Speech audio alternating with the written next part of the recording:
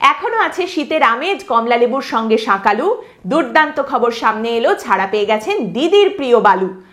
দারুণ ব্যাপার। এই যে সংস্কৃতিবান মুখ্যমন্ত্রীর রাজ্যে থেকে আমারও কিন্তু কবিতা দারুণ আসছে। কবিতায় আমিও কম যাচ্ছি না, দেখি সামনের মাসে নোবেল টোবেল পাই কিনা।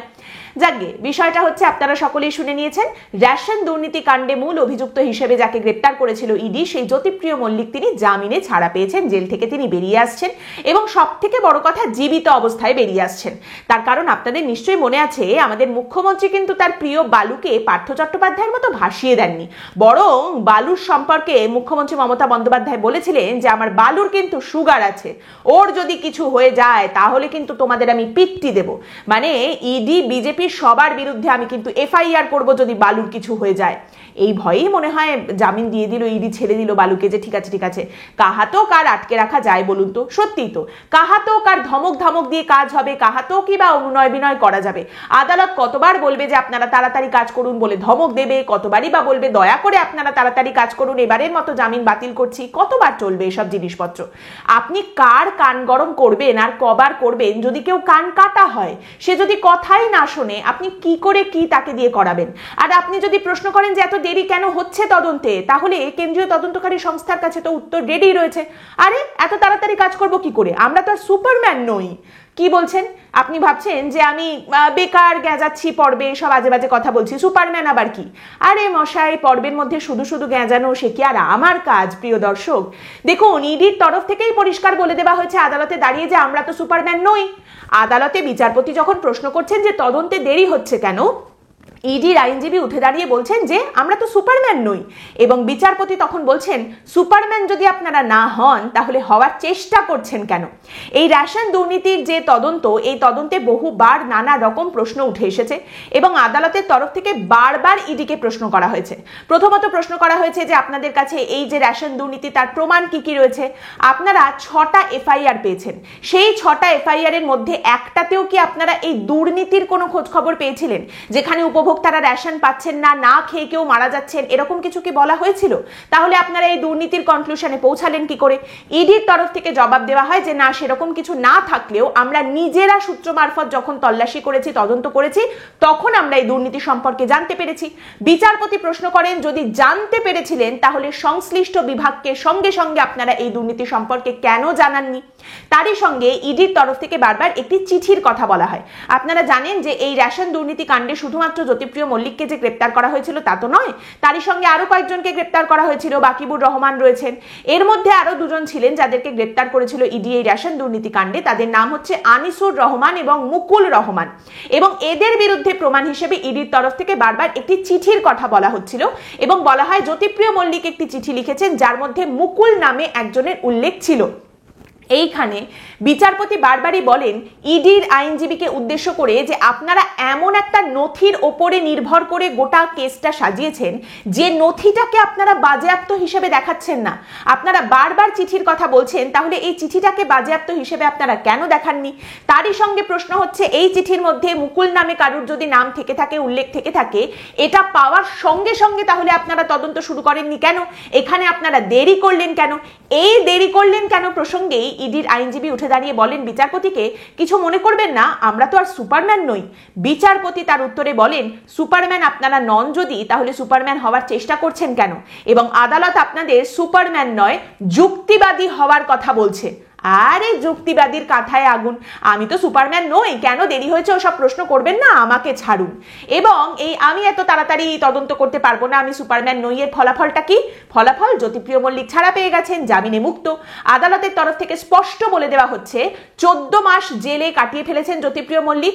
তারই সঙ্গে এই রেশন দুর্নীতি কাণ্ডে অন্য যারা অভিযুক্ত তারা অলরেডি জামিন পেয়ে গেছে, তারা মুক্ত হয়ে গেছে, তাই জ্যোতিপ্রিয় মল্লিককেও এইবারে জামিন দেওয়া হলো। এই হচ্ছে একদম লজিক্যাল কনক্লুশন। কিন্তু এই যুক্তি যদি আপনাদের পছন্দ না হয়, তাহলে আমার কাছে আরেকটা যুক্তি আছে। নমস্কার, আমি পৌলমী নাগ, আমি বলছি হঠাৎ যদি উঠলো কথা থেকে, এবং আপনারা সকলেই জানেন আমরা যেটা দেখেছি, রেশন দুর্নীতি কাণ্ডের মূল অভিযুক্ত বালু ওরফে জ্যোতিপ্রিয় মল্লিক তিনি জামিনে মুক্তি পেয়েছেন। সেই বালু যার তদন্ত চলাকালীন ইডির তরফ থেকে আদালতে দাঁড়িয়ে বলা হয়েছিল যে জ্যোতিপ্রিয় মল্লিকের এই দুর্নীতি একেবারে গঙ্গাসাগরের মতো। আমরা যদি একটা পাখির চোখ থেকে গঙ্গাসাগরের দিকে তাকাই তাহলে আমরা দেখব যে বিভিন্ন নদীর শাখা প্রশাখা এসে গঙ্গাসাগরে মিলিত হয়েছে। ঠিক তেমনই এই রেশন দুর্নীতির বিভিন্ন শাখা প্রশাখা এসে মিলিত হয়েছে এই মন্ত্রীর কাছে। এই দুর্নীতি অত্যন্ত বড় এবং অত্যন্ত মারাত্মক। কিন্তু আমরা সকলেই যেটা দেখলাম যে এই জ্যোতিপ্রিয় মল্লিক জামিনে মুক্তি পেয়েছেন, এটা দেখে আমার মধ্যেও একটা চিন্তা হচ্ছিল। আমিও ভাবছিলাম যে এই ঘটনাটা কি করে ঘটলো, কি করে তিনি জামিনে মুক্তি পেতে পারেন, ইডি কি তদন্ত করলো। এবং তারপরে এই মাঝরাতে আমার কাছে একটা ফোন এলো। কার ফোন এলো নাম আমি আপনাদের বলবো না, আমি বলবো না আপনাদের সেই নাম, কিন্তু আমার কাছে একটা ফোন এলো। যে ব্যক্তি আমাকে ফোন করেছিলেন তিনি ইডির ভেতরের অত্যন্ত বড় একজন কর্তা এবং তিনি আমাকে জানালেন যে এটা তাদের তদন্তেরই অংশ। তদন্তই তারা করছেন, তারা যে ইনফরমেশনগুলো এখন পেয়েছেন সেগুলো তারা সবার সামনে এই মুহূর্তে রাখতে চাইছেন না, বরং তারা সেটা গোপন করে রাখতে চাইছেন।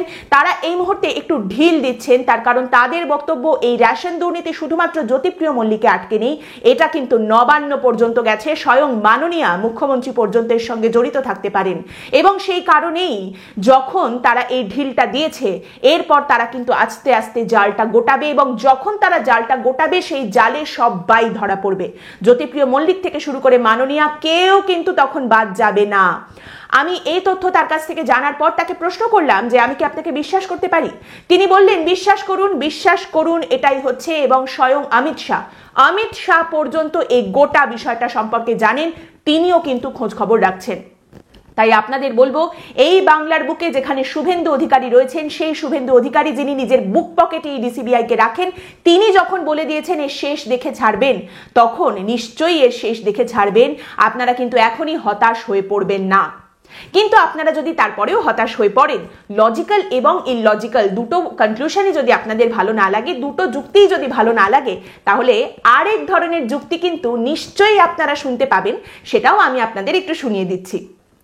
হয়ে গেল প্রিয় দর্শক, ঠিক যেটা আমরা ভেবেছিলাম সেটাই হয়ে গেল। জ্যোতিপ্রিয় মল্লিক, যে কিনা বালু নামেও পরিচিত, যে কিনা দিদির খাস হিসেবে পরিচিত, আমরা সকলেই জানি, সে কিন্তু ছাড়া পেয়ে গেল। আমরা কিন্তু আমরা সকলেই দেখছি যে জ্যোতিপ্রিয় মল্লিক জামিনে মুক্তি পেয়েছেন। এবং আমি দেখছি যে অনেকেই কিন্তু ইডি সিবিআইকে এই মুহূর্তে দোষ দিচ্ছেন, অনেকেই ইডি সিবিআই এর দিকে আঙুল তুলছেন এবং বলছেন যে ইডি সিবিআই এত বড় এজেন্সি, তারা কিছু করতে পারলো না। দেখুন, এই কথাটা আমি এর আগেও বলেছি এবং আরও একবার আমি আপনাদের বলতে চাই, আমি কাউকে সাপোর্ট করি না, কিন্তু এখন যিনি রয়েছেন উল্টো দিকে তার কথা ভেবেই আমি আপনাদের বলছি এই কাজটা কিন্তু আমাদের করতে হবে। আর সেই কাজ হলো সরকার ফেলে দেওয়া। সরকারটা আমাদের ফেলে দিতে হবে। সরকারটা ফেললে তবেই কিন্তু এইসব দুর্নীতি বন্ধ হবে। এই যে দুর্নীতি, এগুলো অনেক ভেতর পর্যন্ত, অনেক গভীর পর্যন্ত চলে গেছে। তো এগুলোকে যদি থামাতে হয় এবং এই সমস্ত লোকজনকে যদি ধরতে হয়, তাহলে সরকারটা ফেলে দিতে হবে। এই কাজটা কিন্তু আমাদের করতে হবে। আমরা সবটাই দেখতে পাচ্ছি। এখন ইডি সিবিআই কি করছে না করছে, তারা নিজেদের কাজ করছে তাদের হাতে, সেই নিয়ে আমি কিছু বলতে চাই না। ইডি সিবিআই নিজের কাজ নিজের মতো করবে, কিন্তু আসল কাজটা কিন্তু আমাদের হাতে রয়েছে দর্শক। আমি কিন্তু কাউকে সাপোর্ট করি না, কিন্তু আমি বলছি আমাদের এইটাই কিন্তু লক্ষ্য হওয়া উচিত যে সরকারটা আমাদের ফেলে দিতে হবে, না হলে কিন্তু এই দুর্নীতি থেকে বেরোনো যাবে না। এবং এই যে বিচার ব্যবস্থা, যে বিচারপতি জামিন দিয়েছেন সে নিয়েও আমি কিছু বলতে চাই না। বিচার ব্যবস্থার দিকে অনেকেই প্রশ্ন তুলছেন, আমি সেই প্রশ্ন তুলতে চাই না, কারণ আপনারা জানেন যে এই আইন ব্যবস্থায়, এই বিচার ব্যবস্থায় এখন অনেক লোককে ধরার জন্য উঠে পড়ে লেগেছে। সেই নিয়ে আমি কিছু বলতে চাই না, এই বিষয় নিয়ে আমার কিছু বলার নেই, কিন্তু আমাদের কাজটা আমাদের করতে হবে। এই যে কথাগুলো শুনলেন, এগুলো সাংবাদিক, অ্যাক্টিভিস্ট যাই বলুন তাদের কাছ থেকে নিশ্চয়ই আপনারাও শুনতে পাবেন এবং এই সম্পর্কে আপনাদের কি মতামত সেটাও নিশ্চয়ই আপনাদের জিজ্ঞেস করা হবে, যে আপনারা কমেন্ট করে জানান আপনারা কি ভাবছেন এই বিষয়টা সম্পর্কে। তবে একটা কথা বলি, সাংবাদিকতা চানাচুর নয়, সাংবাদিকতা আবার মিষ্টিও নয়। সাংবাদিকতার একটা অত্যন্ত সরল ব্যাখ্যা রয়েছে, আর সেটা হলো সত্য ঘটনার বর্ণনা। একটি ঘটনার প্রত্যেকটা দিক মানুষের সামনে পরিষ্কার করে তুলে ধরা, এই মুহূর্তে কি হচ্ছে না হচ্ছে সেটা মানুষের কাছে পৌঁছে দেওয়া। সাধারণ মানুষ যারা রয়েছেন এই গোটা কর্মকাণ্ডে তাদের আর কিচ্ছু করার নেই এটা ছাড়া যে তারা সত্যের দিকে নজর রাখবেন। প্রতি মুহূর্তে কি হচ্ছে, কি আপডেট, কি ফলো আপ, সেই সমস্ত কিছু তাদের কাছে আসবে। তারা প্রত্যেকটা জিনিস, সত্যি কথাটা তারা জানতে পারবেন এবং এই সত্যি কথাটা তাদের কাছে পৌঁছে দেবার কাজ হলো সাংবাদিকতার। এই সরল ব্যাখ্যাটা যে মুহূর্তে আপনি ভুলে যাবেন, সঙ্গে সঙ্গে সাংবাদিকতা যেটা করে সেটা হলো একটা জায়গাকে সম্পূর্ণ প্রশ্নাতীত জায়গায় পাঠিয়ে দেয় এবং বলে ওদের প্রশ্ন করো না, ওদের দিকে আঙুল তুলো না। আরে ইডি সিবিআই তো নিজের কাজ করছে, ইডি সিবিআই এর দিকে বারবার আঙুল তুললে হয় না, ইডি সিবিআই কে বারবার দোষ দিলে হয় না। আদালত বারবার বলছে যে আপনারা তাড়াতাড়ি কাজ করুন, কেন তাড়াতাড়ি কাজ করছেন না, কখনো ধমক, কখনো অনুনয় বিনয়, কিন্তু তারপরেও কিছু মানুষ যদি বারবার বলতে থাকেন যে না না ওদের দিকে আঙুল তুলো না, ওরা তো নিজের কাজকর্ম করছে, তাহলে কি হয়? তাহলে ঠিক এই ঘটনাটাই ঘটে যেখানে দেখা যায় বছর ঘুরে যাচ্ছে কিন্তু কোনো উত্তর সামনে আসছে না। তদন্ত কতদূর এগোলো, কি মামলায় আপডেট, নতুন কি প্রমাণ সামনে রাখা হলো, সেগুলো কিচ্ছু নেই এবং তারপর ফাইনালি দেখা যায় একের পর এক সকলে জামিন পেয়ে বেরিয়ে যাচ্ছেন। এবং সেখানেই আপনি ওই যে যাদেরকে প্রশ্নাতীত করে দিচ্ছেন তাদের যদি আপনি প্রশ্ন না করেন, অ্যাকাউন্টেবল তাদের যদি হোল্ড না করেন, তখন এই ধরনের কথা তারা বলতে সাহস পান। আদালতে দাঁড়িয়ে তারা বলেন যে দেরি হচ্ছে তার কারণ আমরা সুপারম্যান নই। আপনারা যে সুপারম্যান নন এইটা তো একেবারে নির্ভেজাল সত্যি কথা। আপনারা যে সুপারম্যান নন তার প্রমাণ তো একের পর এক বাঙালি পাচ্ছে। সেই জীবনকৃষ্ণ সাহা থেকে শুরু করে জ্যোতিপ্রিয় মল্লিক পর্যন্ত, এরপরে হয়তো পার্থ চট্টোপাধ্যায়ের বেলাতেও সেই একই জিনিস সামনে আসবে, বারবার একই জিনিস সামনে উঠে আসে। তাই নির্ভেজাল সত্যি কথা মানুষের সামনে তুলে ধরাই হলো সাংবাদিকতা। যদি মনে হয় যে আমরা আমাদের পর্বের মাধ্যমে, আমাদের কাজের মাধ্যমে সেটা করতে পারছি, তাহলে আপনারাও কিন্তু আর্থিক সাহায্যের হাত বাড়িয়ে আমাদের পাশে এসে দাঁড়াতে পারেন। কি করব বলুন? সাংবাদিকতা, এখানে তো চুরি করার কোনো জায়গা নেই। তাই সাংবাদিকতাকে চেয়ে চিনতেই নিজের মাথার উপরে আলো জ্বালিয়ে রাখতে হয় আর নিজের কাজের ব্যাপ্তি চারিদিকে ছড়িয়ে দিতে হয়। আপনাদের যদি মনে হয় আমরা সেই সাংবাদিকতার কাজটা সঠিকভাবে করতে পারছি, আপনাদের সামনে তুলে ধরতে পারছি, তাহলে আপনারা আর্থিক সাহায্যের মাধ্যমে আমাদের পাশে এসে দাঁড়াতে পারেন। আমাদের হঠাৎ যদি উঠলো কথা ইউটিউব চ্যানেলের মেম্বার হতে পারেন, বা ভিডিওর নিচে লাইক ডিসলাইক বাটনের পাশে যেখানে থ্যাঙ্কস অপশন রয়েছে সেই থ্যাঙ্কস অপশনে ক্লিক করে এককালীন অর্থ সাহায্যের মাধ্যমে আমাদের পাশে এসে দাঁড়াতে পারেন, যাতে আমরা আরো বেশি করে এই ধরনের কথা আপনাদের সামনে তুলে ধরতে পারি। আর এই ধরনের কাজ যদি মনে হয় করা উচিত, তাহলে ইন্ডিপেন্ডেন্ট জার্নালিজমের পাশে এসে দাঁড়ান। আজকের পর্ব এখানেই শেষ করছি। আপনাদের মতামত অবশ্যই জানাবেন, আমরা অপেক্ষা করে থাকবো আপনাদের মতামতের জন্য। আর পরের দিন অবশ্যই দেখা হবে অন্য একটি বিষয় নিয়ে আলোচনায়। ভালো থাকবেন।